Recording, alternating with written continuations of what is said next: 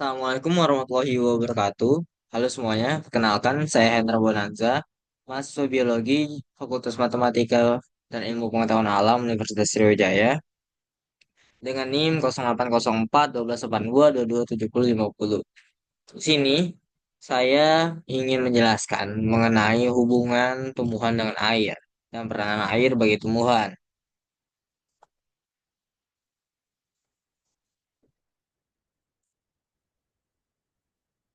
Sebagai pendahuluan, air merupakan elemen yang sangat penting bagi jaringan dan sel tumbuhan.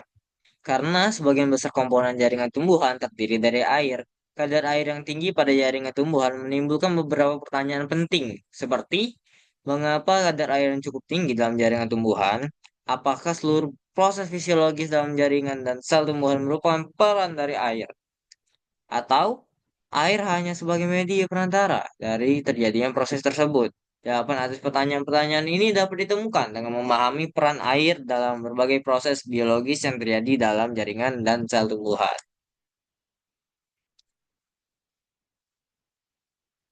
Peran penting air bagi tumbuhan.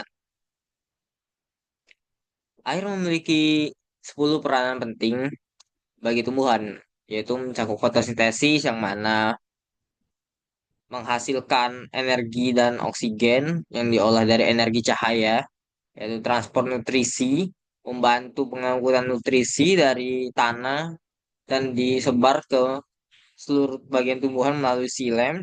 Selanjutnya yaitu regulasi suhu, di mana mengatur suhu tumbuhan agar tetap stabil. Pembentukan diperlukan untuk membentuk pertumbuhan yang penting untuk pertumbuhan. Ada turgor sel, yaitu menjaga turgor atau tekanan dalam sel tumbuhan yang membantu menjaga bentuk dan struktur tumbuhan agar tetap tegak. Ada fungsi sebagai metabolisme, yang mana air berperan dalam berbagai reaksi metabolisme dalam tumbuhan, kayak seperti respirasi, sintesis protein, dan lainnya. Pelarut biokimia bertindak sebagai pelarut bagi banyak reaksi biokimia yang terjadi dalam tumbuhan. Sebagai penyerapan nutrisi, air memfasilitasi penyerapan nutrisi yang terjadi lewat akar. Imbibisi, air juga berperan penting dalam imbibisi, yaitu proses di mana air dapat mengikat zat lain yang penting untuk pertumbuhan sel tumbuhan. Yang 10 itu etika lingkungan. Dalam konteks spiritual, air dalam Al-Quran mengingatkan manusia untuk melestarikan lingkungan dengan cara menanam. Klasifikasi air secara biologi terdapat empat. Yang pertama itu air oligotri, memiliki karakteristik kandungan nutrisi yang rendah dengan ciri-ciri air jernih, visibilitas tinggi, konsentrasi oksigen yang cukup tinggi. Contoh ekosistemnya ada danau dan sungai daerah pegunungan. Organisme yang dominan seperti ikan, trout, dan salmon, berbagai jenis plankton, serta mikroorganisme yang membutuhkan sedikit nutrisi. Selanjutnya itu air mesotrofik. Karakteristiknya, kandungan nutrisinya sedang. Produktivitas biologi lebih tinggi dibandingkan air oligotropik. Ciri-cirinya, kecerahan, airnya sedang. Dan tingkat oksigen yang cukup baik di seluruh lapisan. Contoh ekosistemnya ada danau di daerah sedang. Organisme yang dominannya lebih banyak tumbuhan air dan alga seperti ikan. Ikan seperti pike, bass, dan perch. Selanjutnya yaitu air eutropik. Karakteristiknya kandungan nutrisinya tinggi.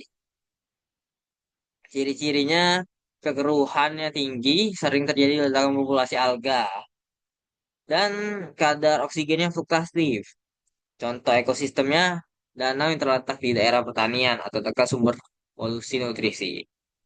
Organisme yang dominan banyak ganggang dan tanaman air berbagai jenis ikan, namun ikan tertentu dapat berkurang akibat rendahnya oksigen. Air hiperreotrofi. eutrofik. Memiliki karakteristik kandungan nutrisi yang sangat tinggi. Ciri-cirinya yaitu keruhan sangat tinggi, air berwarna hijau atau coklat karena pertumbuhan alga yang berlebih. Contoh ekosistemnya danau yang terpolusi atau dengan input nutrisi yang terus-menerus. Organisme yang dominannya itu beberapa jenis alga yang tahan terhadap kondisi ekstrim. Organisme anaerobik dan sangat sedikit ikan atau hewan air lainnya. Adapun mekanisme penyerapan air. Mekanismenya itu ada dua, yaitu mekanisme ekstra dan intra. Nah, untuk keduanya bisa dilihat pada gambar berikut ya. Nah, penyerapan air yang terjadi di luar sel itu menggunakan mekanisme ekstra, melibatkan proses difusi dan osmosis. Sedangkan mekanisme intra itu penyerapan air tidak secara langsung melalui membran sel, melibatkan protein transport.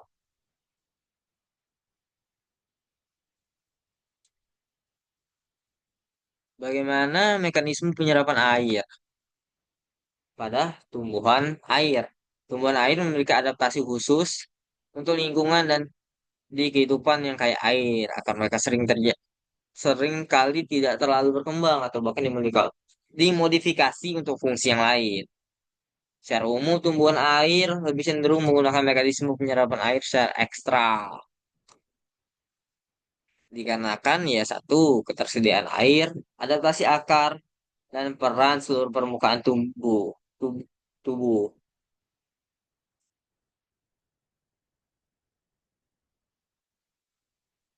Nah, untuk catatan, perlu diingat bahwa mekanisme penyerapan air pada tumbuhan sangat beragam dan dipengaruhi oleh banyak faktor, termasuk jenis tumbuhan, kondisi lingkungan, dan tahap pertumbuhannya. Jadi meskipun secara umum tumbuhan air lebih condong ke mekanisme ekstra, ada kemungkinan beberapa spesies tertentu memiliki mekanisme penyerapan yang lebih kompleks atau bahkan kombinasi dari keduanya.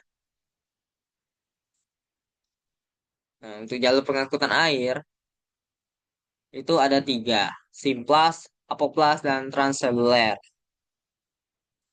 Nah, untuk simplas itu meliputi proses air diserap oleh sel epidermis, bulu akar melalui mekanisme transfer pasif yaitu difusi. Kemudian air bergerak dari satu sel ke sel lainnya melalui plasmodesmata. Kemudian air yang masuk bergerak melalui sel korteks endodermis. Dan akhirnya mencapai jaringan pembuluh silem. Dari silem, air siap diangkut ke bagian tumbuhan yang lebih tinggi seperti batang dan daun. Selanjutnya yaitu apoplas. Apoplas adalah jalur ekstraseluler di luar membran. Sel tumbuhan yang terdiri dari dinding sel dan ruang antar sel. Nah, prosesnya yaitu air bergerak melalui ruang-ruang ekstraseluler yang ada di dinding sel. Ketika mencapai endodermis, aliran apoplas terhenti oleh pita Kaspari. Akibatnya, air harus masuk ke dalam sel dan mencapai endodermis melalui membran plasma. Air mengikuti aliran simplas hingga mencapai jaringan pengangkut silem. Lalunya itu transseluler, yang mana prosesnya itu pertama air pertama kali masuk melalui membran plasma ya, yang dibantu dengan difusi pasif yang disebut aquaporin. Air melintasi sitoplasma, kemudian melintasi tonoplot dan vakuola sentral. Setelah melewati sitoplasma, air bergerak keluar dari sel dengan melewati membran plasma lagi dan memasuki sel berikutnya. Selain bergerak melalui simplas, air juga dapat bergerak melalui apoplas. Sebelum menembus membran plasma, sel berikutnya proses perpindahan air ini terus berulang dari satu sel ke sel yang lainnya hingga akhir mencapai jaringan vaskular silem di mana air kemudian diangkut ke bagian tubuh lainnya seperti batang dan daun. Faktor yang mempengaruhi transpirasi air itu ada tiga, faktor eksternal, faktor tanaman, dan faktor internal. Faktor eksternal itu mencakup kelembapan udara, cahaya, angin, dan ketersediaan air. Faktor tanaman dipengaruhi oleh jumlah dan ukuran stomata, jenis daun, dan adaptasi fisiologisnya. Untuk faktor internal berupa tegangan air dalam tanaman, kondisi sel penjaga stomata.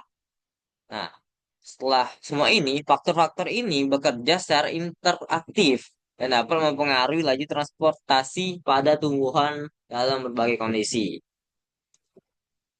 lingkungan yang berbeda-beda.